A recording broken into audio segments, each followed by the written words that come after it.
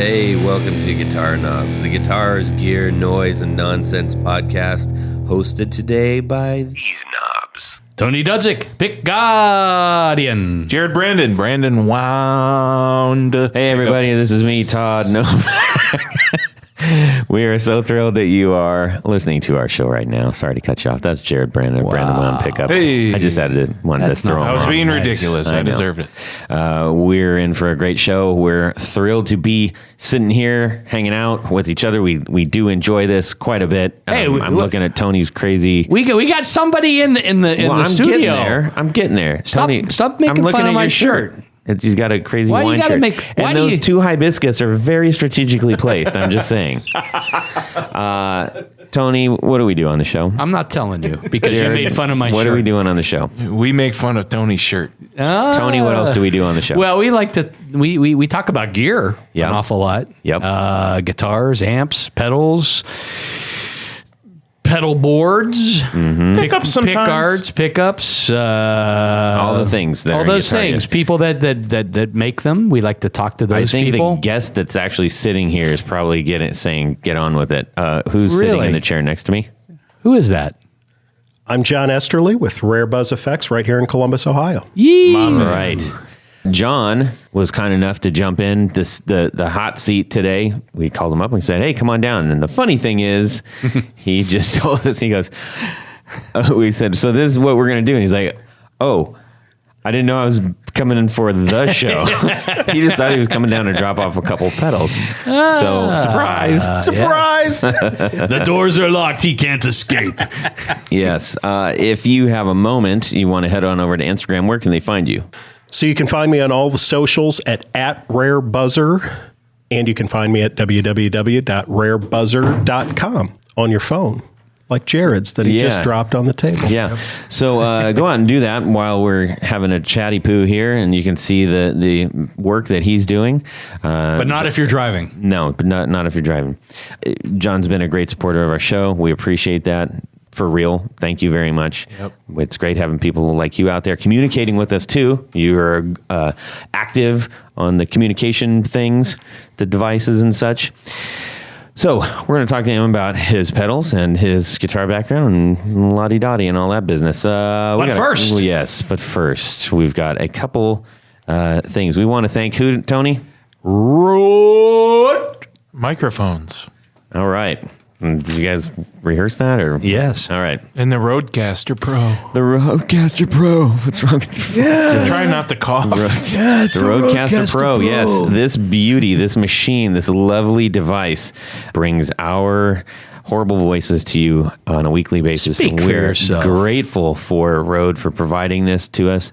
If you are interested in podcasting yourself, this is a great place to start. If you are just hoping to record your sounds in your room or your living room or your basement or wherever that may be, Yes. hopefully not in a van down by the river, this is a great machine for that as well. We I also, believe we would call it a game changer. Yes, you just did. Oh. And then we've got our fabulous Procaster mics, which Yes. we love dearly. Yes. What's And the best thing about them, though? John, what's the best thing about these? Well, they really do articulate. I was amazed when I got here and found it to be the truth. It is true. is. Articulating It looks arms. like a Japanese robot from Domo Australia. arigato. And that's a good thing. Anyways, also, I want to... so here's the thing. One of my favorite guitar players in the whole wide world, Me? Joel Patterson, Oh, yes. just released an album. He redid the Beatles in instrumental. Wow. And it is, I cannot wait to hear this. He is absolutely one of my favorite guitarists to listen to because it's all instrumental and he is so talented.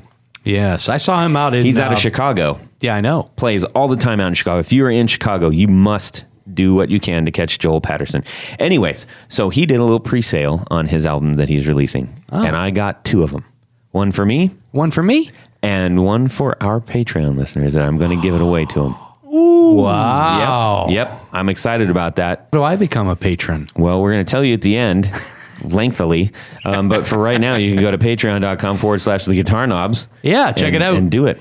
we also have a message that I wanted to share based on something that we just discussed, actually, our Would You Rather. It was great. Jonathan Jerusik, a longtime supporter of our show and Yes. a good friend of ours, sent a note to us after hearing this lovely Would You Rather. It was one of our favorites, actually, and I think I remember getting a little bit like, I was like, wow, man, this is like hitting my heart You right were now. verklempt.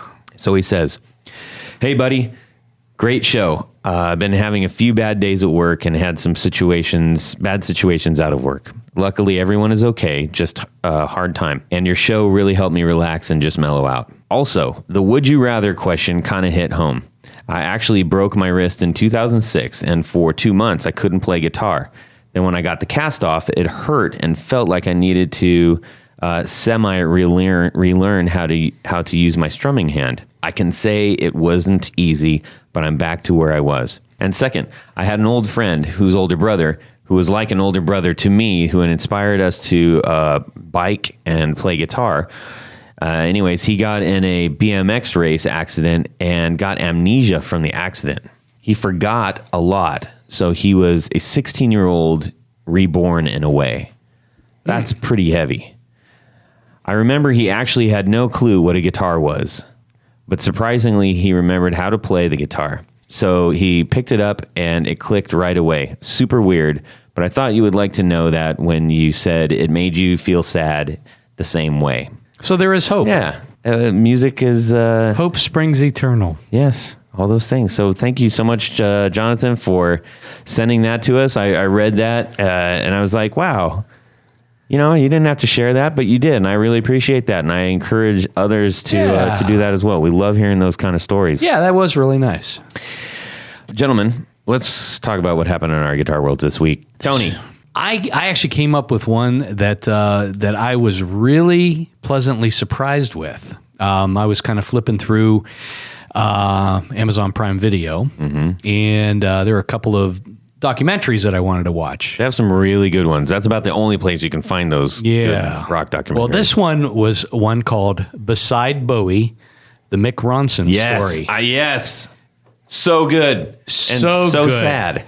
And so sad. I had no idea. I mean, I knew Mick was always a phenomenal guitar player. Yeah. The stuff he did with Bowie and then with Lou Reed and, others down the pike. He actually produced one of the last Morrissey albums, too. Yes. That was one of his last projects. So sad. But I didn't realize what a genius he really was. Apparently, after somebody showed him how to actually chart the entire band, he charted all of Bowie's stuff, came up with the string sections and different things like that. And all these people that are on this documentary were saying, I mean, he's just incredible. Rick Wakeman was saying. He really was like the guy behind all that music. I mean, Totally. I mean, I think that Bowie might have even taken kind of a back seat to some of the minutia stuff when it came to the albums, and that was Mick.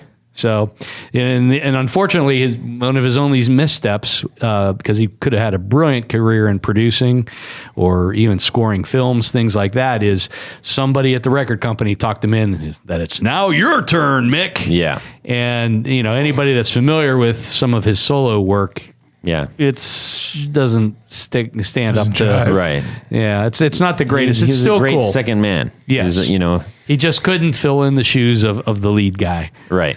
And and that was but if you have a chance, I think it was still free last time I watched it, and it's well worth watching. I agree. Beside Bowie, the Mick Ronson story. It's also interesting to hear. There's another Bowie feature on Prime that is all the other guys that were in the band that they're echoing it. It's a totally different thing, but they're basically saying like, yeah, we made all the music and didn't get paid a dime. Exactly. It's like, ooh, dang. Ooh. But it is very interesting. And even though that happened, you kind of get the impression that they're not it's not like they're so mad that they don't appreciate what happened. They're like, we toured the world. We blew up the world with music. Like, totally. But anyhow, yes, agree. Go see that. John, how about you? Well, like I mentioned very briefly, Yep. I got a new guitar this week. Ah! Yeah. Ding, ding, ding, ding, ding, ding, ding, ding. What is it? Well, let me answer that with a story. Okay. So, in the process of developing the Cranberry, which I'm sure we'll talk about later, I decided I needed a crummy guitar with cheap, horrible pickups. And Jared, you were out of town. So He's been here 5 minutes. So I got a Squire Telecaster, Okay. and I got it on sale and proceeded to fall in love with that guitar. So I always told myself if I could come up with a good deal on a real Telecaster or T-style guitar, I'd jump on it for home. Well, fast forward to last week, and I get these emails every day from a major guitar retailer.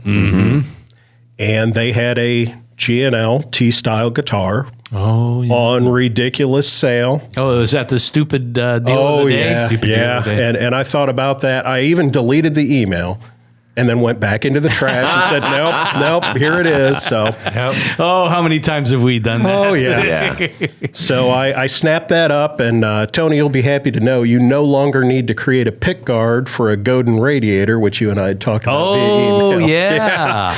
Because going to have to sell the Godin to fund out the G&L. But that came earlier this week. I dropped it off at a friend of mine and had it set up and picked it up, and I've had it at home now for about 3 or 4 days and just absolutely love it. It's everything I loved about the Squire, but it doesn't sound like garbage when you plug it into an amplifier. Well, that's is it one of the tribute series? Yeah. Okay, Yeah. so even though they're made overseas, they still use American componentry in them, especially the pickups. And I think that's the difference that you're hearing. Yeah. I've seen the pickup department there. I've seen the whole G&L plant a few years ago in California.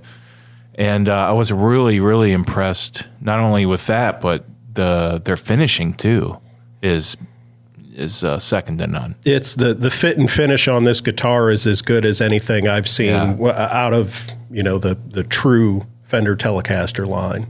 So I'm absolutely thrilled. What color with is it? It's white on white. Okay. I had no choice of the color, but fortunately it was probably in my top 3 if I were to go pick one off the shelf. So, Maple or rosewood neck? maple neck. Well, in 20 years, it'll be off-white. Yeah. So. Yeah. Did GNL make rosewood necks? I don't know that I've ever seen a GNL rosewood. Yeah, I knew that. I know I've seen them. Yeah, of course they've seen them. G&L?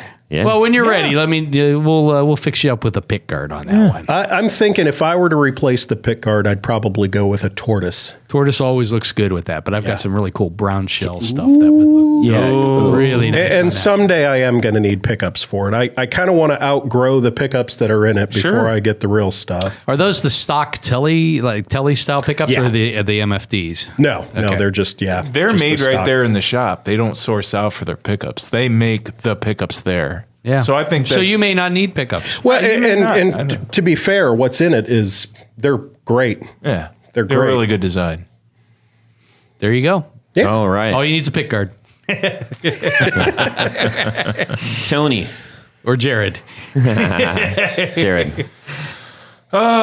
So There I was. this gold top that I retrieved that I bought years ago. I sense regret. No, I'm not regretting, but It wasn't as advertised. no, it's awesome. I'm glad I Keep have guessing it back. things he can say no to. Is it they changed out the pickups and they're no longer your No. pickups? I actually, my buddy who owned the guitar for many years, I actually built another set for that guitar. You took off the goof rings No, and there they was sound awesome. Will you let him I'm say keeping it? them there. No, I couldn't get by the fact that it was refinished one time, and years ago when I had gotten it, I found out it wasn't the original finish, and I was in my early 20s. I was a Dumbo, and I just took a razor blade and scraped off all the secondary, and they just sprayed it right over the original. They primered over the original gold finish, and I scraped it down to try to get. But there's little spots where the lacquer had whatever deteriorated or whatever. Yeah. Where there's still lacquer spots, and it just got on my nerve. I couldn't take it anymore. So I'm having it refinished. But, you know. Well, Wait, how are I mean, you- it's already been. What's it refinished. gonna- Yeah, it's already been tainted. You may as well just, you know. Tainted again? Just dip it in a big old. No, it'll look good. What are you going to... Wait a minute. Same color. Speedboat purple. I wish. No, you're gonna go No. gold top. It's gold top, and they're only going to refinish the top, not the rest of the body. So all the old, you know, check mark and the checking and all that, that's still going to remain original. It's just the top only. Was the top the only part that was refinished? Top was the only part that was refinished at one time. Okay. Well, yeah. So- I don't have a problem with that. Yeah, I mean they'll re-age it too, and it'll look good. Yep. So All I'm right. happy about that. That's good. Yeah. What are those covered or uncovered pickups? Oh, they're They're mini minis. humbuckers, so they Minis. have to be I covered. Yeah, those were misunderstood. not It's a designed. deluxe. So the minis were mounted in the P90 covers that are cut out. Yeah. For a couple Yep. of screws. Right. They are not designed to be uncovered. Gotcha. The only thing even close to that's designed to be uncovered that is that size is a Seymour Duncan Lil 59. I'm glad you didn't say something else. Okay. All right. Tony's trying to replay what I just said. He's like, "Oh, wait a minute, that was good." How about you, Todd? What's going on in your musical work week? There's been a lot going on in my actual music work week, but some of that I think I'm going to say. But one thing that did happen in music work week of land is we got these really cool guitar knobs keychains made out of PCB. Oh, yeah. Yeah. So I wanted to give a big shout to Jordan Clayton of Pine Box Customs because he helped me get those in motion and also for my band too. So I got little cool ones for my band. You can check. Well, no, I'm not going to plug my band. He's dreamy. Yeah, super. Can you put components on the keychains to make a working pedal? You can no. I got a set of pickups going out to him. Fantastic. Yep. Yeah, and he helped Jared get some Brandon wound keychains too. Yeah. What? He hates Pick Guardian? Well, no, Why does he hate me? he doesn't. I don't know, but I gave him a bunch of extra stickers. Yeah. So, anyways, thanks, big giant thanks to Jordan for hooking us up with that, and we'll have those keychains out at our shows. We'll talk, Jordan. I'm not gonna, not gonna do mailings of those, but they'll probably be included in new patrons and stuff, and who knows? You can put keys on them. The keys to yeah. our hearts. Yes, they already are. All right. Blah. 1, 2, 3. 4 on the floor. Okay, John Esterly, rare buzzer effects. What's your 4 on the floor? Well, you just brought him up, so I'll keep the ball rolling. My number one on the 4 on the floor would be the Tersis from Pine Box Customs. Ah, yes. I think you guys just got a box of Pine Box Customs pedals. That's So correct. you've all had the Tersis is opportunity. really good. I really enjoy that pedal. I got mine, kind of an odd story. Jordan needed some capacitors, and I had a whole lot of capacitors, so I mailed them to him. And as a thank you, he sent me a Tersis. Oh, nice. Brilliant. So as a thank you for that, I sent him a cranberry because, that's just how we operate around Sure. here. But fell in love with the pedal. It's one of those where I plugged it in, and the first time I strummed a chord, I thought, expletive. Yeah. I wish I had come up with this. It just, the way it shapes the tone, it's beautiful. Yeah, it absolutely is. I found joy in the Pine Box stuff because when I'm pairing it with other things, that's where I really locked onto it. So what were you playing through? I was playing through my home rig, which at the time was the Godin Radiator, and then just straight into the Tersis. And then I have a very economical tube amp at home. Okay. And just, that combination of three things, it just warmed up the guitar tone and really gave it a nice, I like to listen the first time I play a pedal, listen to it on its own and kind of figure out what it's doing. That particular pedal, the knobs are not labeled, as Right. many of Jordan's are not. So it took me a minute to kind of figure out what was doing what. And He thinks that's really funny. he does. He also thinks it competes with his art. Yes, that's true. I appreciate that. He's not wrong. His art is very unique. Yeah, it's great. I like it. But it took me a while to kind of figure out what everything was doing. And then I realized that he had included instructions. So had I been more astute, I probably could have figured it out right away. But Instructions are for beginners. Yeah. Nonsense. So yeah, just absolutely love it. And it's one of the only pedals, sorry everybody else, that I keep at home. Just about everything else is at the studio. So Yeah, right on, man. Excellent. All right, what's number 2?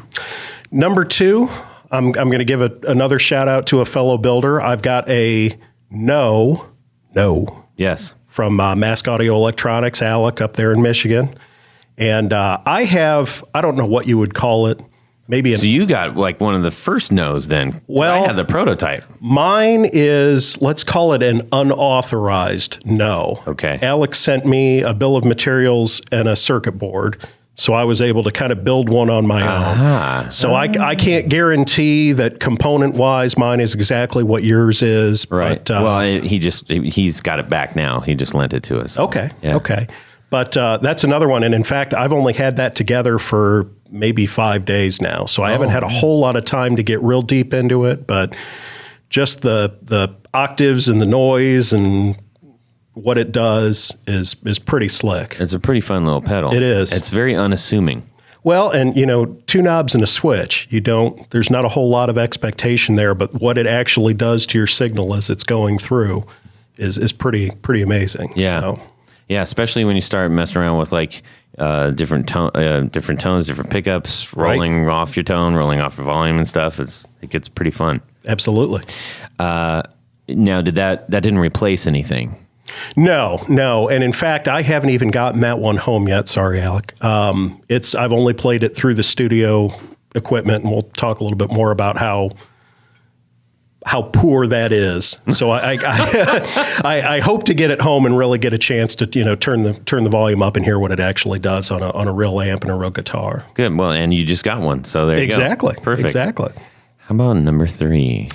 Number 3, former guest Kevin Schoen, Yeah. a dear friend of mine. Shoneswood. Wood. I've got one of the very early dual grub drive. Doesn't even have a serial number on it. And it's the one, if you guys follow his Instagram account, it's the one that's got the matching wooden knobs. Mm-hmm. So it's got the 4 matching skateboard knobs and then obviously the skateboard pedal. It sounds lovely. And you've got 2 of something sounding lovely, but it could not do anything. And it's just an absolute piece of art. It really is. They're beautiful. Yeah. They're so fun to look at. His work is just amazing. He puts a lot of time into every pedal. For those of you that are considering purchasing one, he spends 2 or 3 weeks building each one of these. So it's not something where he's just throwing parts together and stamping something on the enclosure like a lot of the rest of us are. He builds these from scratch by hand from used Old skateboard skateboards, yeah. decks, and they're beautiful. And he's very That's one of my choiceful favorite too. episodes too. Yeah, that was a great one.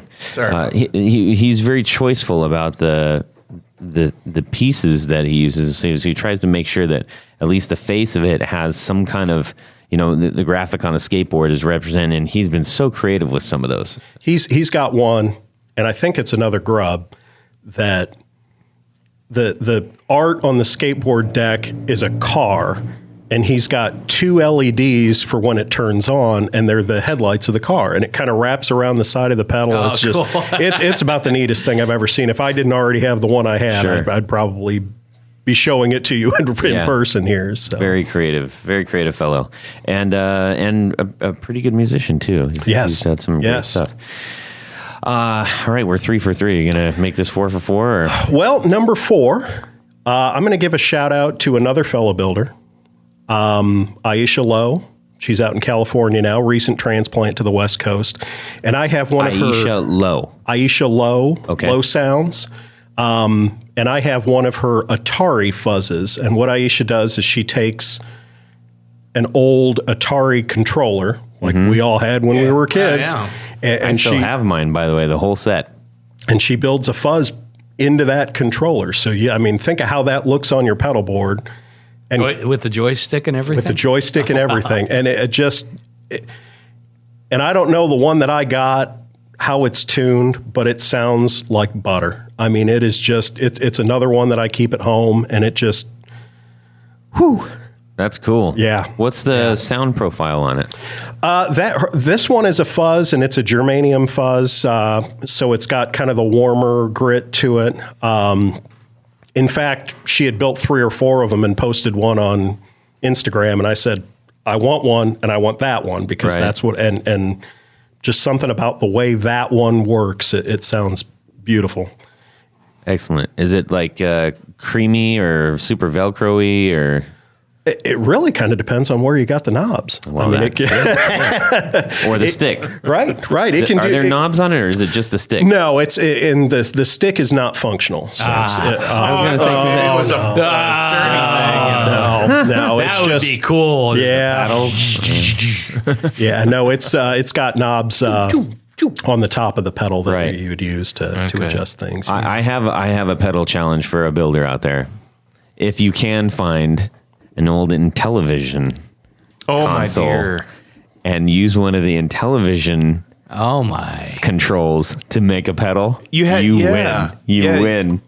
Those you had to put it's got the twisty bit, and it's got the keypad on it and everything. Yeah. You had to put different keypad things in there for according to what game you were playing. Now, what would you want this pedal to do? Or it doesn't matter. It doesn't matter. Doesn't just matter. make a pedal. It's just cool. It's like it's in television. Just rehouse a tuner. Yeah. So all right. So that's a new one. I'm not familiar with now, and it's called Low Sounds. Low Sounds. Is it LOE? LOE Sounds. All right. She's on Instagram. And I think that's does she make other pedals? She does. And her stuff is very eclectic, both in circuit design and in graphic content. That's cool. I like that. They're all unique. A lot of her stuff is repurposed. I've talked with her, and one of her biggest sources of parts is the trash bin. So she'll, she'll loot through electronic supply houses and find, a bag of 50 knobs that they pulled off of something. I've even asked her, I love those knobs. Where'd you get them? I found them in a garbage can. Yeah. Wow. Well, I guess I can't get those knobs, can I? Yeah. Well, that's mighty cool. So that's 4 on the floor. And no, there's not going to be a 5th one. There's not a 5th one, but shout out to Pine Box and to Mask and to Shoney. Yeah, Shoney's. Let me do that again. Hang on. Shout out to Pine Box and shout out to Mask Electronics and to Shelmswood for if you don't know who those people are, if you're new to the show and you're like, who are these people they keep talking about? Go check out our website or Spotify, or iTunes, or Google Play, or iHeartRadio, and you will see the people that we're referencing. We did whole shows with them. It's fantastic. Nice. And while you're doing that, I will say, hopefully you're messing around with Instagram right now, and probably later you for sure will be, because Instagram is where much of our guitar world lies. When you see our posts, just do me a solid and just hit follow.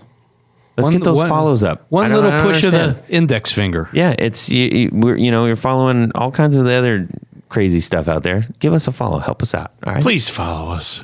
Please. Thank you. All right. Let's get on with some interview stuff. Sure. John Esterly, Rare Buzzer. How did you get that name? Wow. I kind of figured that question would come up. And I hope I had a better answer than I did. Yeah, it's probably going to be boring. Let's move forward. It really is. I'm just kidding. No, come on, tell us. So I used to do, before I did this, I did music blogging. And that was kind of the handle that I used when I was music blogging. This would have been like 2014 into 15. And really, at the time, I was interested in something that had to do with bees. And that's kind of where it came from. Oh, okay. So actual bees. Actual with bees. Wings, not the letter B. Not the letter B. Okay, Yeah, bees gotcha. as in producers of honey and other Okay, wonderful things. so you were a beekeeper. Bee enthusiast. So you were a bee enthusiast. How many times were you stung? enough to not be a beekeeper. Well, maybe that was a problem if you didn't have the suit. Were you wearing the suit? I wasn't wearing the suit. Well, There you yeah, go. That's kind of like what that's Let- beekeeping 101. man. Exactly. Right. First rule is wear the suit. Yeah. I like the big giant bees that Oh. don't sting you. Are they carpenter bees? The big giant Oh, ones? the black big- ones the, or the bumblebees. Yeah, the big giant bumblebee. I get those in my Yeah, yard. they my like flowers. to they like to bore into wood and stuff. Those are the carpenter bees. Well, yeah, Big black ones. No, the big yellow and black. they're ones. yellow and The black. big fuzzy ones. You know what On I'm this talking week's about? bee podcast. Wow. I love those bees. We're going deep. I don't know what the actual scientific term for a bee is. Well, that's Do you a know, do you know? bumblebee. You must know. Well, I don't. I wish I did. You weren't very. He didn't even have the suit. Why are you asking him? They scared me away. Okay, so that's an that's cool. That's a good little. Yeah, weird and mashup one of there. these days I'll come up with a cooler origin story than that. I'll stick with that one. It's fun. I like it. Yeah, it's official now. We just recorded. it. Right. Yeah. Too bad. I'll get the tapes. And then so you went. You. I know that you've dipped into a lot of crazy things. Something that we were just talking about before the show. What is your current occupation? I am a locomotive engineer, and before everybody gets too excited, I'm not the designy kind. I'm the drivey kind. Right. So now you can get Is it excited. a stick? Is it a stick or a wheel? What is that? It is a stick. We control the throttle and the brakes. Obviously there's not a whole lot of steering because the track takes care of that for us. Hopefully not a lot of steering. Turn left! Turn left! I can't! Right. So basically forward, backward. Forward and backward. Right. Yep. That's pretty cool. Go and stop. And how long have you been doing that? I've been in this occupation for about 10 years now. That's so like. I just gotta ask. Like, I'm fascinated with like what people do when I don't know about you guys. When I'm driving around or I see people walking around, I'm like, I wonder what that person does. I wonder what that person. And then if you go into an area, you're like, what the hell do people out here do? That happens a lot, especially if you're in Ohio. And let's see here. How did you fall into that? So I'm married into it. My wife's family, as best we can figure, were at least the fourth generation to do this. So I did automotive for about 10 years, which seems to be kind of a running theme among pedal builders. There's a lot of us that were in automotive or are in automotive Sure. repair. I used to work at a vintage Porsche restoration shop, No kidding. but I don't build pedals. I mean, You do not really. enough. Yeah. So spent 10 years in automotive. Met my wife at a wedding in 2004. And then in 2011, transitioned over onto the railroad industry. So, again, spent a lot of years listening to them talk about it at holidays and thought, boy, that'd be a great idea. and what's Nervous, smile. You don't have to answer that. Yeah. Did you get the hat though? You got a hat, right? I have a hat. Yeah. Yeah. That's fun. So we got a train kind of cruises pretty, close enough to our house to where we like it, but we're not like, oh my gosh, this is the worst thing ever. Get us out of here. It's like our buddy, and it comes by, we're like, hey, there's our pal that train. Do you have to go out there with like the big oil can like the old days? No. They pretty much take care of that stuff Where's on their the own. fun in I know. I mean, that was a big. You ever seen those things? They're like giant things with this giant spout, and they used to pour them into the little. Back when I was a kid, Yeah. we'd go down the train tracks. When your hoop and your my- stick made it to the train tracks. Now, one last question. Sure. Is there an actual problem with people putting pennies on railroad tracks? Especially Paul McCartney. I would say. Didn't you Anyway, see that? stop. Okay, we'll go back to that. Go ahead. Answer the question. Putting Paul McCartney on the don't railroad put Paul tracks? McCartney on the No, railroad there, tracks. there was all kinds of things. Paul McCartney was putting pennies on he's a train national tracks, treasure. and he uses the smashed pennies as picks. No kidding. Yeah, it would spin. I didn't know that. Go to the Facebook. I can't believe everything on there. Go ahead. I would say the appropriate answer to that is for you to get close enough to the railroad tracks to do that, you'd be trespassing. However, Even if you're crossing the road? a 435,000 pound locomotive is probably not going to take much damage from a 4-gram penny. We're sorry for this digression. It's just not every day we meet a person who drives a train. So hopefully you're just, I really hope you're still listening. They are still what is the listening. difference? They're Just real riveted. quick, what's the difference between an engineer and a conductor? Because we didn't know what to call you. That's a besides great John. question. The engineer is the one who is physically driving the train. The conductor is the one who does all of the other things associated with moving a train from point A to point B. So it's like rally car, except really slow. right. Okay. And does So- he punch the tickets too? He does. He does. Okay, that's enough. We're done on the train podcast. You can go check that out. Oh my gosh, it was dreadful. Now, back to your pedal building Sure. and all that business. So you've dipped into a lot of professions and stuff. You got into pedal building, I'm sure, as a hobby probably to start with, or did you say, no, that's my new career? Well, I think the genesis of the pedal building, I might be a little different than some of the other folks out here. I picked up my guitar for the first time in 2014. I've always been musical. I was in the marching band in high school. Played several instruments growing up, but never really got into guitar. So later in life, picked up a guitar and then went to buy my first pedal. And I'm like, good Lord, these things are expensive. I've done a lot of electronics. My very first job was as an electronics repair person back when we had those things. So I thought, let me do some digging, found some schematics, and I thought, man, this is something I could do. And then you start looking at the economies of scale and you think, man, if I built 50 of these things, that one that I want, significantly less expensive. And then you end up with 50 of them. So I think where I started, where a lot of people start by building one or two, I kind of started at scale. Oh, Which everybody's free to do their own thing, but I would not recommend that. sure. What was the genesis behind doing that? Again, it was just the kind of thought that I could, if I built 50 of these things, I can build them for much less than if I only built one or two. True. So I looked at building 50 of them, which is a great idea if 50 of them work. And I think now would probably be a good time to digress into the Cranberry version 1 fiasco. Okay. All right. Sounds good. So Cranberry version 1, you guys have version 2, which is a fairly, I'm not going to use the T word, a fairly unassuming drive, transparent. Okay. But its original life was as a fuzz pedal. So I had a fuzz design, tested it at my studio. Yeah, because you called it the Cranberry Fuzz. Right. Right. And it sounded great through the equipment that I had.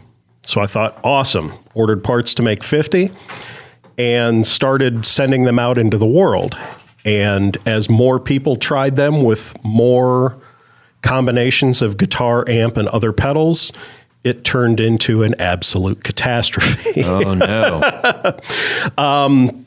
There was a pretty substantial noise built into the circuit, and depending on what rig you were using, particularly single coils into a Marshall amp, for whatever reason, that combination was just everything horrible that pedal did.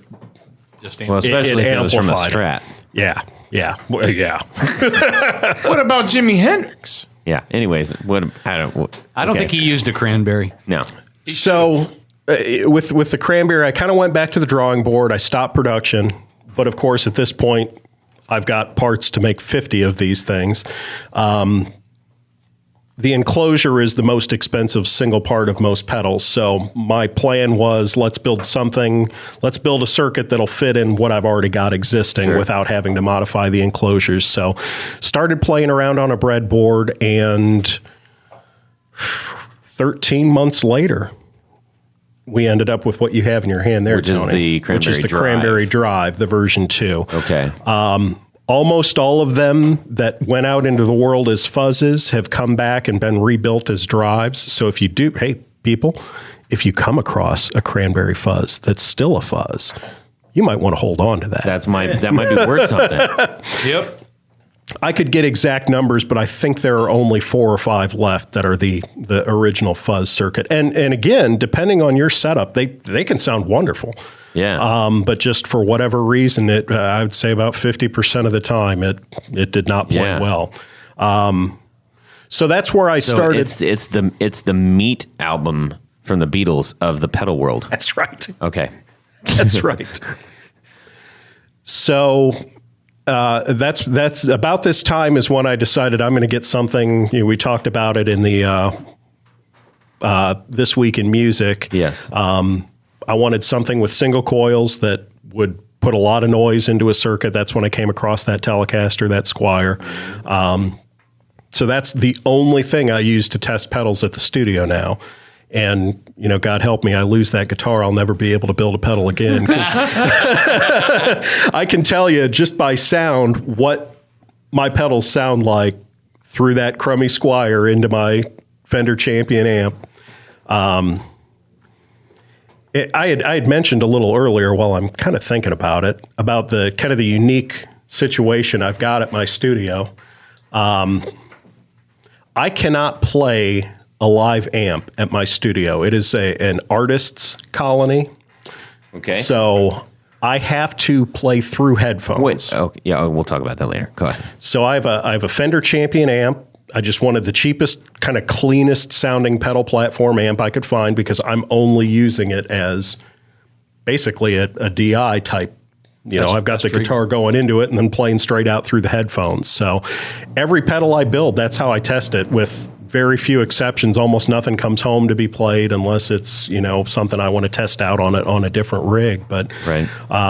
And then I've got some friends in the music world that when I get prototypes to the point that I'm thinking about moving them out into the world, we really put them through the paces and make sure that they're not going to blow things up. So. Right. Been there, done that, right? Now, where did you get the cranberry? Where's that from?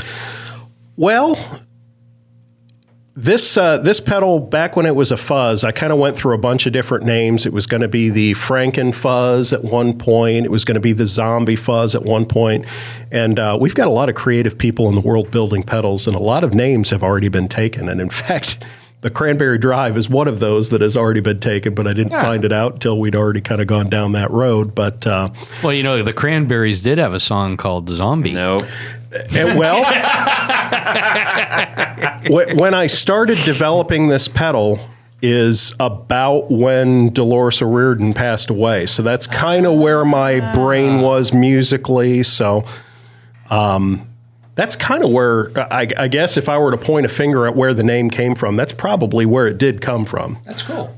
So you're a fan of the band? I am. Well, that's pretty interesting. So, and people can get those over on your site? Or? Yep. They're available, rarebuzzer.com. I do have Cranberries on Reverb. I am running out from this build. So good. Get them now. Right on. Let's see here. And then let's talk about some of your other little pedals you got going on. So the other ones I've got for you here, it's kind of two versions of the same circuit, which is the Bluefish. It's a dual channel boost. And the Bluefish is kind of the universe paying me back for the Cranberry. I put 18 months of my life into that Cranberry Drive, and I about gave up. And the Bluefish was right the very first time. Oh, brilliant. I mocked it up on a breadboard and thought, man, that sounds pretty good. Ordered some circuit boards and built one. I thought, man, that is right on. Awesome. And with very minor adjustments to the clipping section. It's pretty much what you've got in your hand. Well, what you've got on the table there is pretty much right what I built on the breadboard. So that's not a common thing, a dual boost. It's not. And it's I worked with a local guitarist, Jason Allwood. He's the lead guitarist and vocalist of the Center Blues Company. And he came to me and said, I'm looking for a boost pedal kind of to be my desert island pedal. And we developed it together. He kind of had a sound profile in mind, and I kind of had a sound profile in mind. And that's how we ended up with two boosts in the same box. It's kind of his and mine. And they're stackable, so you can kind of play one into the other. I would hope so. They're in the same box. Well, yeah. So, my favorite setting, I'll put both channels on, and then the loud channel, which is the first of the boosts, almost plays like a sustain control. and then your final volume is set by the louder channel, the second there. So very versatile. You've got two different versions there. One is the standard, which is the one in the blue box. I know you guys can't see it, but there's one in a blue box and one in a black box. I can see it's right there. Oh, yeah, the other people. So that one, both pedals have three different clipping options. It has a germanium diode clipping, which kind of compresses the sound a bit. And then it's got a no clipping option, which is just the pure boost signal. And then to the right is the, I guess we'd call it fuzz or grit setting on the switch. And the blue one has a MOSFET style clipping, which almost gets you into fuzz territory. I hate to say that pedal can do that, but you get a lot of grit. Very, very sensitive to your picking style in that setting. So does that clipping affect both boosts or just the one? In both cases, you have to have the louder channel on. And unless you've got something in front of it, or unless you're using really hot pickups, you're probably not going to get much clipping without the other channel on. I see. Okay. I guess the short answer to that is dirty boost. Right. You got to kind of have both channels on to really get anything out of clipping. A boost with a variable dirty boost. Right. Okay. I've seen it used a lot of different ways. I've seen people who use both channels on all the time, and they just use it as kind of an always-on pedal. Mm-hmm. Pardon me. I know Jason, the gentleman I designed it with, he uses each channel individually. So he'll leave one kind of as his always on and then kick the other one on when he's doing soloing, which is really how it was designed, but I'm not going to tell people how to use their pedals. But the black one, everything is exactly the same as the blue one, with the exception of the dirt position on the switch. That one uses the Nanolog device, the N3. It's a newer technology. They're made up in Canada. It's a carbon-based clipping section, and it is designed to be a drop-in replacement for two diodes opposite one another, like you'd typically see in a clipping section of a circuit. It's got from a technical standpoint, the clipping profile is much smoother. So instead of having sharp edges, you've got very round edges. Sonically, what it does is it's a much softer clip. You can certainly tell it's on and when it's off, but it's almost like it's not there. It just kind of changes the tone more than I would say it actually clips. Interesting. So definitely give that a whirl. So on the, I noticed on the blue one, you've got barefoot buttons on them. I do. Are those standard? They are not. That is something you can select for that particular pedal.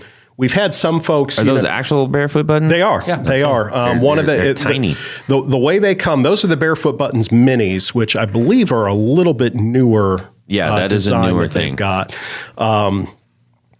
Really, the only complaint I've gotten out of that pedal is that with it being that size enclosure and having two stomp switches, they're fairly close together, and that barefoot button option there just gives you a little bit bigger target to hit at. Yeah, and if they were the standard barefoot buttons, you'd be covering up the LEDs and I'd almost think they'd be touching, running into each other. Yeah, they'd be pretty darn These close. are really slick. I like these a lot, especially like you said, for if you've got a dual, like I've got a Keeley Caverns, and I have two. I'm only putting one button on there because it'll cover up the LED, but it's a clear one. So the whole thing kind of lights up, which is kind of neat. But that's cool. Yeah, these are really slick. Check out Barefoot Buttons.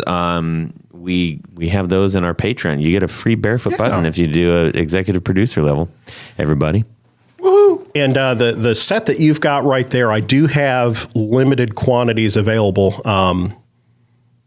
Listeners can't see, but one of them is branded and then one of them is plain. So it does have the Rare Buzz logo on it that kind of matches everything. And those mini ones, they're the same size as the knobs on it, so it kind of looks pretty nice. Now let me ask you this: you've got a substantial is not really the right word, but I mean it's about a quarter inch, close to a quarter inch. That'd be an 1/8 inch. That one, the one you've got in your hand is that's one of more the, than 8 it's actually a very late prototype. Sonically, it is exactly the same as what you'd get Right. off the shelf right now, but the wood face for that particular run of prototypes was a little thicker. The one Tony's got over there, which is the very first of the production run, you can see that one's more where we're at right now. Yeah. Thin. Right. So that's a tenth of an inch, and the one you've got, like you said, it's about 0.18, so almost like 2/10 a quarter of an an inch. inch. Yeah. No. I'm good with mouths. My question was, that set the. Did that create a problem with the actual foot switches? Because your threads. No. And the one you've got, that is the absolute thickest of the wood faces that we could use. Right. And really, the foot switch isn't the problem; it's the little toggle switch. You'll notice. Yeah, the black toggles one has vary a little bit there. The black one has the washer, and the blue one does not, and that's because I did not have enough room to put the washer in there and then Right. still crank the I nut think down. So you wouldn't even notice. if I hadn't pointed it out. Nope. I noticed it right away. Right away, I bet. So to answer your question, the foot switches isn't an issue. For those that have built pedals or familiar with the foot switches, you typically have a nut under the enclosure, a nut on top, and then the washers. Well, Yeah. I just don't use the nut under the enclosure, Okay. which gives you an extra, almost tenth of an inch to come up through Right. there. So Really nice components on this. We were talking about this. Really great bezels on the LEDs. Sorry, I was not off. I was off mic. Really good bezels on the LEDs. Really cool. I am a fan of the micro switches. I don't know why I really like those. Well, because your foot won't knock them around. that's when you're playing. and that's my big Yeah. concern Yeah. with the longer throw toggles is that as you're excited and you're stomping, you might hit something. Yep. Right. Yeah, very cool, man. I can't thank wait you. to play those through our own rigs. That'll be great. Yeah, I think you guys And will then dig 'em. compare the differences. Tony and I can do Compare that. and contrast. And again, when you're comparing the two versions of the Bluefish, the only difference between them should be the right clipping. setting on the switch, the clipping. Gotcha. Everything else should be the same. Right, we're going to spend a lot of time there. We're going to scrutinize the living bejeebers out of I this. hope so. So what else is cooking with in the pedal world for you? I mean, that's 2 pedals. You're a relatively new builder. Relatively new builder. I do have 2 other pedals that I have had in production, a 1-fish and a 2-fish. And we'll never say all of those pedals in the same breath. Right. Ever. I'm guessing. Rojo fish. Can I say that? we do have a redfish that will probably be, in just being honest, it'll probably be an early 2020 Cool. type pedal. But that's going to be a compressor. I think you guys will be one of the first to play one. I love it. When you're creating these, how are you going about the circuits? Is this something you're like, I don't want to look at anything, I just want to build it, I want to run into it myself? Are you drawing inspiration? How is this? Well, get ready to drink. I'm not John Snyder. So, I don't think many of us are. So there's a little bit of other circuits in every circuit that I do. I try to get far enough away from them. In fact, when I was telling Jordan Clayton about the Cranberry, he asked, what's it based on? And I said, well, I can tell you, but it's really, at this point, it's so far down the road that I don't even know that it's comparable anymore. But usually I start with an idea of what is this going to be? I look at what's out there, typically the classic circuits, mods that have been done on them in the past, and then look at what I want it to do when it's done. Sure. The Bluefish, the loud side is something that I've got a fair amount of a hand in. The louder side is basically a textbook JFET boost circuit. So, there's nothing real secret in there. It's just sounds really good with the other boost circuit stacked into it. So, and then, looking at upcoming designs, again, there's a little bit of classic circuits in a lot of things.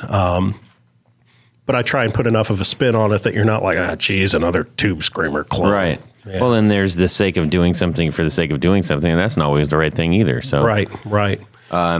Well, that's really exciting, man. I'm glad that you are progressing nicely. I know that when you had the cranberry buzz, I think we actually talked about that early on when you had the cranberry fuzz. Yeah. And correct me if I'm wrong, but I believe you were actually like, hey, once I get kind of going a little bit, then, maybe we can talk. And Right. I really appreciated that. Right. I mean, it's, I love what you guys do. I love the show. Thank you. I'm excited to be here, but I didn't want to be here and be like, well, this is the one pedal I build. Sure. And maybe sometime down the road I'll build something And they're else. all on So- recalls. Yeah, right. but don't go buy one because Yeah. Well, I'm glad that you got it straightened out, and it sounds like you really doubled down and said, look, I'm going to make these, and I'm going to make these really well, and I'm going to make them sound fantastic, and I'm not going to... You kind of hit, like, the biggest possible pitfall you could make, like, right away. and if anybody out there is interested in building pedals, talk with me and I'll tell you exactly what not to do. Perfect. And in fact, I've got a couple of blog posts on the website that are along those lines, like what not to do when you get started. And I mean, I'm by no means a seasoned builder, but I've made a lot of mistakes, and I hate to see anybody go through the same thing. So. You need to do a book, and that can sit right next to Wamplers. Yes. Here's what to do. Here's what not to do. Yeah. Here's how to mod pedals, and then here's how to screw up your life. And Right. I found a lot of my mistakes throughout the years of what I've been doing have been really great lessons. Oh, absolutely. And that's what I look at them as.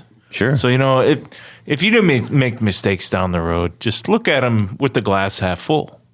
I've got a bad habit in my life of starting something and never finishing it. So particularly the cranberry for me was, I don't want to pat my back, but it would have been very easy to walk away from it and just eat the cost of, the however many enclosures I had left. But I really thought, okay, we're going to do this. Yeah. And if it takes a year or more, we're going to do it. And it took a year or more, but Yeah.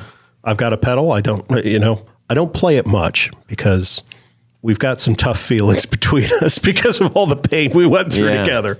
But when I do build one and I do test it, I'm like, man, I forgot how much I really like the way this sounds. So. Well, it sounds like, with the cranberry, the problem was really in your head. In your head. Sorry, I had to do that. Oh, boo. That was awful. I even booed myself.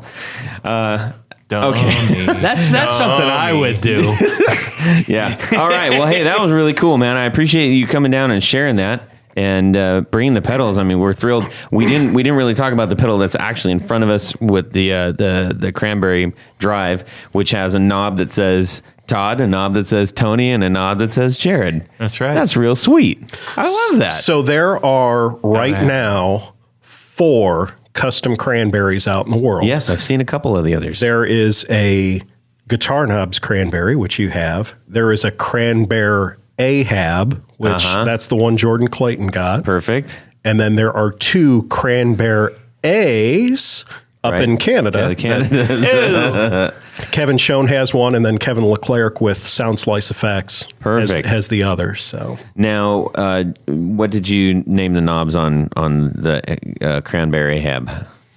that's an awesome question. It's got to be what? I know Tart was Tart. Nice. I think Level was Lubber. They were all nautically themed. Oh, perfect. And then, of course, the Canadian ones are all Canadian. The sauce knob on the Canadian ones is sorry. And I've got it spelled out like that too. Sorry. Sorry about that, Canadians. I saw it. Yeah, that's fantastic, man. All right. Super fun. Thank you so much for coming down. Well, happy to be here. Yeah, we're going to head on over to Would You Rather World. Ladies and gentlemen, it's time for Would You Rather?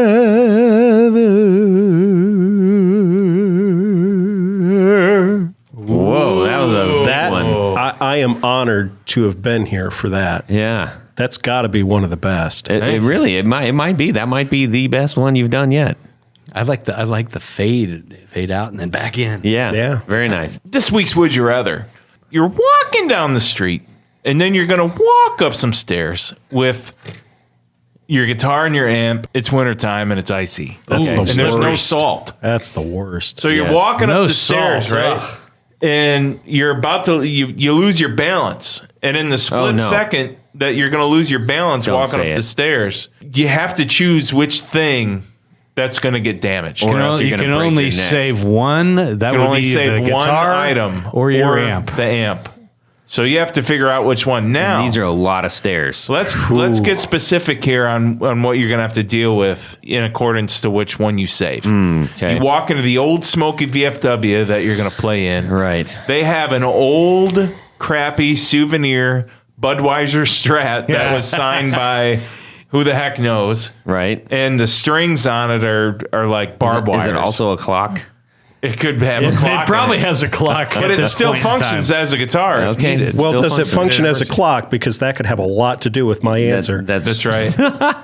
Okay. No. No clock. No clock. Darn it. Or as far as the amp goes, Yeah. you could save the guitar, but you're going to have to plug into the soundboard. direct to soundboard. Oh. And it's a crappy sound. Yeah. And old Charlie is working that. That's right. Yeah. With beer spilt down the thing and everything. Yeah. Man, it's awful. Just bad news. Bad Okay. news all Oof. around. This It's is going a- to suck whatever you do, so you got to choose which suck you want. Okay. Whoa. So you could save your guitar, Yep. but you got to play through direct soundboard. to the soundboard, or you can save your amp, but you got to play the rusty stringed Barbed wire string Budweiser souvenir guitar. Yep. Hanging on the wall since 1989. And it's the worst Strat copy in the universe. Well, Tony. Well, first of all, my roadies would be carrying my stuff. So this is immaterial. But for the sake of argument, I think I'm not, and I don't have any other pedals or anything with me, do I? No. No. Come on, man. I'm hungry. You're hungry. Okay. I think I'm going to save my amp and play the rusty stringed Yeah. Budweiser Strat copy. Yes. Okay. That's what I'm thinking. All right. Sounds good. I think because a lot of my guitars I haven't changed strings for several years. Yeah. So I'm used to that. Why would you? Okay. Why bother? All right. Jared. I'm going to have to go with, I'm just going to take my chances with the crappy Strat and the Nice. rusty Wow. strings. You know, all you got to do is you just work the knobs a bunch and get all the crickles and crackles out of the pots. Crickles and crackles. All right. Crickles So you and guys are crackles. both ditching your guitars. Yeah. John. I'm going to agree with the consensus, but for much different reasons. I am an absolutely dreadful guitarist. So for me, whichever thing I save and whichever thing I use from the bar, I'm going to be blaming something for why I'm so bad tonight. Nice. And I would rather blame the inanimate object than the sound guy. There you go. I mean, let's give some love to the sound guys. So I'd rather be up there for however long it is playing my Strat copy, saying, "Man, this thing is garbage. I can't believe how bad this guitar is. If only my guitar hadn't gone tumbling down the stairs." It was terrible. I'd be John Frusciante up here, but nope. I'm just John Esterly tonight. There you go. Very clever. What about you, I'm Todd? going to take a similar path. and choose saving the guitar. I'm going to save the guitar. And So it's a I'm good gonna strat, I'm gonna then. blame this. I'm gonna blame not the sound guy, because I know old Charlie with his long neck bud's gonna be trying to do his best with the board. But I'm gonna say, hey everybody, give it up to Charlie. He's trying to make this board work as best he can. But this just isn't working out. Even though I've got this awesome guitar, American made Strat. that's what I'm doing. That's what you're doing. Wow. That's what I'm doing. You're gonna throw Charlie under the bus. I'm giving credit to Charlie for the crappy DI signal. Ladies and gentlemen, Todd is a gigging guitarist, so be sure to keep that in mind. If you're running sound for him, he That's will right. throw you under the bus. I'm not. I'm giving him credit. I'm giving him credit. Yeah, it's after throwing him under the kind of bus. a backhanded compliment. No, I actually try to take good care of the sound guys for real, like legit. Sure. Yeah, It's true. That's not what they tell me. You can call them up and ask them. I've called every them all. one of them. I've called them all. All right, let's get out of this business. John, where can people find you to get their pedals? Again, you can find me at Rare Buzzer on any of the socials, www.rarebuzzer.com. And let's just say whenever this episode airs, for 30 days after that, I'll do 15% off anything you can Holy find on the website. mackerel. Yay. All right. All right. I need one of those things. Any remaining stock 30 days after the episode airs. So just let me know when it airs. Fantastic. We will give We you will plenty make of a big heads up. And to-do we'll put a about big it. old splash. It's airing right now, actually. Oh, Yes. Let me tell you, this is live. Holy mackerel. That's the smartest thing Jared said. All- Tony, you didn't even tell me I was doing this thing. Yeah. I love getting picked on every time. So everybody, and how do they, is just a keyword, code word? Yeah, I'll do Guitar a knobs? coupon code.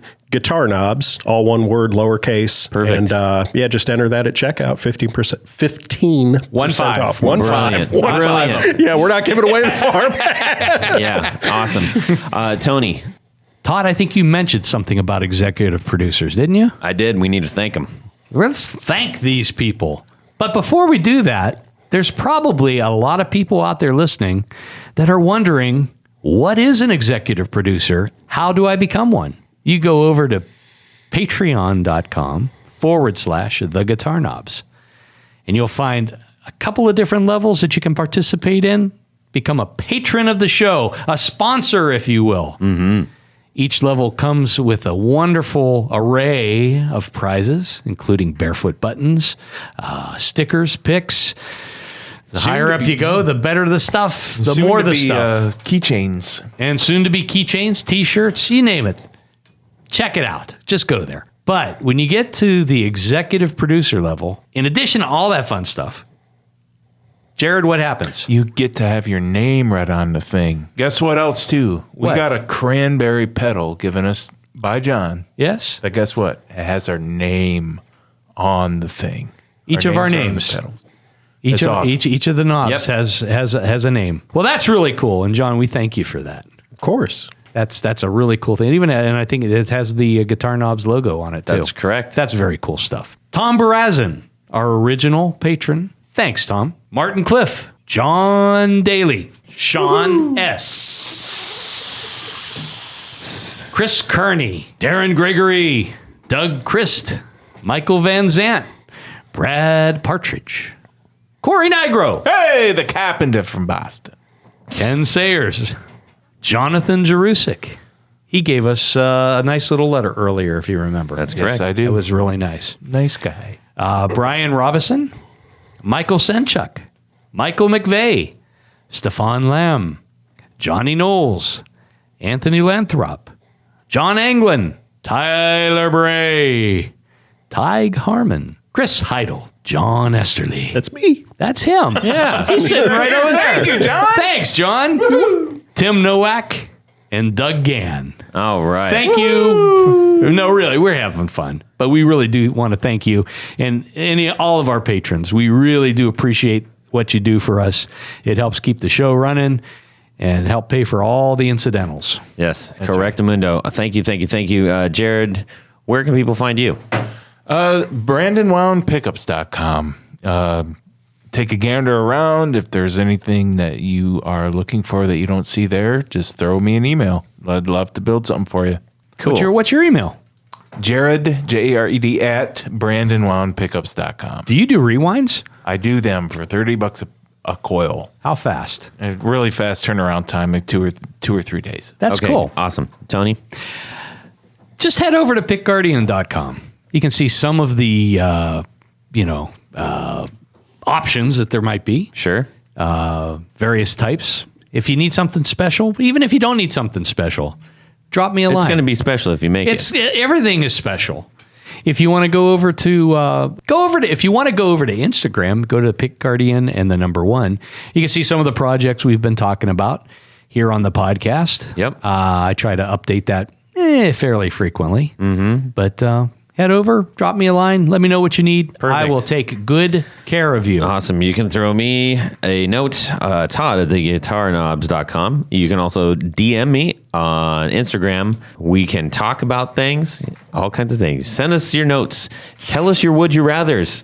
I ask for them. We like them. We love them. Good. They're we great. love them. I'll do it good. Yep, you'll do it good. Everybody, this has been a little bit of a loose one. Hopefully you've appreciated it. We've had some fun with John here in the studio. Thank you so much for coming down, John. Thank you. Yeah, it's been a good time. All right, everybody have a great Guitar Weekend. Subscribe! Yeah. Do you have any spice you want to throw on that? Press a button or something on it. I would want it to make like a missile command explosion, you know? Well, that's cross-platform, but we can... But if you're like Jared and you're like, yeah, what was it? Then you're not going to be able... We're not going to be able to hear you. Okay. What? Freaking hungry. I have a train thing I want to say. Okay. Okay. Whatever you can think of, it's worse than that. So if you're This is driving a little train crazy. and you have to go to the bathroom, There is a bathroom on the nose of the engine. When you look at a train and you're looking at it head on, you are looking at the bathroom. Do you have to hit it through the window? You have to put it out the window and try to hit it? Or Well, that's it for these knobs. Please visit our Patreon page at patreon.com/The Guitar Knobs. Visit our website at theguitarknobs.com for all of our past episodes, 4 on the Floor blog, and other good stuff. You can connect with us on social too at our Facebook page and share your gear and stories on our Facebook group. Also, be sure to check out our Instagram at Guitar Knobs. Catch you next time.